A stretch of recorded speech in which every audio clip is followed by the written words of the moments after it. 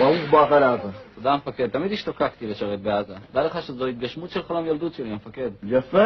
לפני שתצא לשטח, עליי לתת לך הדרכה קצרה כיצד יש לנהוג במקרה ותתקל עם אחד המקומיים. כן, המפקד. אוקיי, אתה הולך ברחוב, ופתאום 100 מטר לפניך יוצא מחבל עם סכין ביד, מה אתה עושה? יורה בו. יורה בו? סתם ככה בלי סיבה? הוא התקרב אליי עם סכין. מה אם הוא הולך לעשות סלט? באמצע הרחוב. חייל, אנחנו לא ברברים, קודם עליך לוודא שלמחבל יש כוונות עוינות. איך אני מוודא?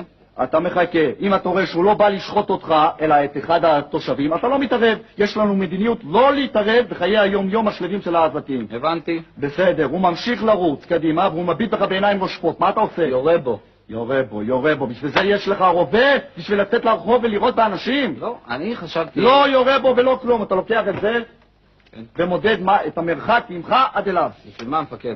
כי מעל מרחק מסוים זאת לא סכנת חיים, אסור לך לירות. אבל איך אני יכול למדוד המפקד אם הוא רץ אליי וכל הזמן הוא מתקרב אליי? אתה מבקש ממנו לעצור, אבל תבקש יפה, הם מאוד מאוד רגישים. בסדר. ובכן, מדדת, והמרחק הוא מתחת למינימום. הוא ממשיך לרוץ לכיוון שלך וצועק אללהו אכבר, אללהו אכבר, מה אתה עושה? יורה בו.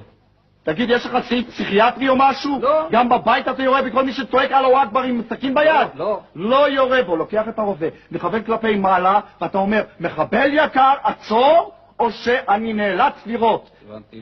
מה הבנת? ואם הוא לא עוצר, אם הוא ממשיך להתקדם לכיוון שלך? מה? אז אני יורה בו. יורה בו, אתה יורה באוויר. באוויר? באוויר. אבל זה לא עוזר, הוא ממשיך להתקדם לכיוון שלך, הוא תופס אותך, הוא מניף את הסכין, מה אתה עושה? אני מזהיר אותו. לא! אני מבקש ממנו מאוד מאוד יפה שיעזוב אותי. לא! אני שם מכשיר של כולתום. לא! מה אני עושה, נו? יורה בו, אידיוט! בשביל מה יש לך רובה? שקט!